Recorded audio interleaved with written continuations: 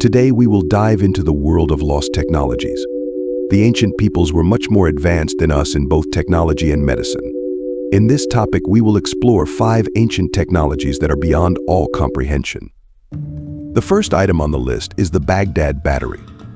This ancient artifact, found in Iraq, looks like a simple clay vessel, but it is believed that it could have functioned as a battery, generating electricity thousands of years before electricity was officially discovered.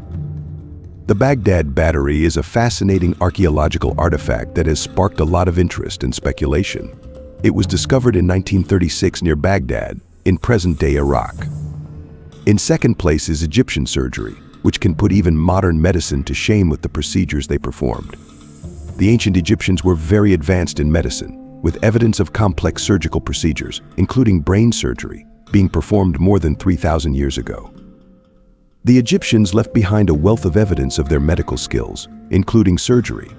This evidence comes from medical papyrus records, such as the Ebers Papyrus and the Edwin Smith Papyrus, which describe diagnoses, treatments, and even surgical procedures. Medicine and religion were closely related in ancient Egypt, with priest-physicians often in charge of healing, and deities believed to influence people's health.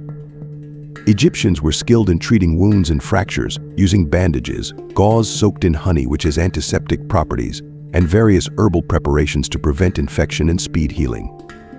Although there was no modern anesthesia, they used herbal preparations, such as mandrake, to relieve pain during operations. They also used opium for medicinal purposes. Egyptian surgery demonstrates an incredible level of knowledge and skill, especially considering the time in which they lived. Their ability to treat severe injuries and illnesses without modern technologies remains impressive to this day. In third place, we have Roman concrete, also known as opus caementicium. It was one of the most important building materials in ancient Rome and a key component of Roman construction achievements. Roman concrete consisted of lime mortar, volcanic ash known as pozzolana, water, and aggregates such as broken bricks, stones, or tuff. Volcanic ash, a key ingredient, gave the concrete exceptional strength and resistance. Reaction when mixed, lime mortar and pozzolana created a chemical reaction that resulted in the formation of tobermorite minerals. These minerals gave the concrete its longevity and resistance to water.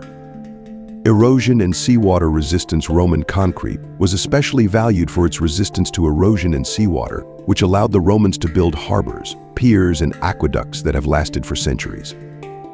Longevity. Many Roman buildings, such as the Pantheon, the Colosseum, and the Roman aqueducts, have survived to this day. Their durability is largely attributed to the use of Roman concrete.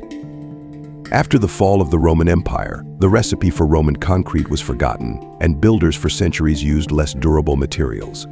It is only in the modern age that scientists have begun to understand and re-examine Roman concrete. Roman concrete serves as an example of how ancient technology can be superior in certain respects to modern methods, and remains a fascinating subject of study for engineers and archaeologists. And now, in fourth place, we have the Antikythera Mechanism. The Antikythera Mechanism is one of the most fascinating ancient devices, often described as the first analog computer. The Antikythera Mechanism was discovered in 1901 in a shipwreck near the Greek island of Antikythera. The device is made of bronze and consists of multiple gears and discs, all housed in a box the size of a book. This complex system includes at least 30 gears, both small and large.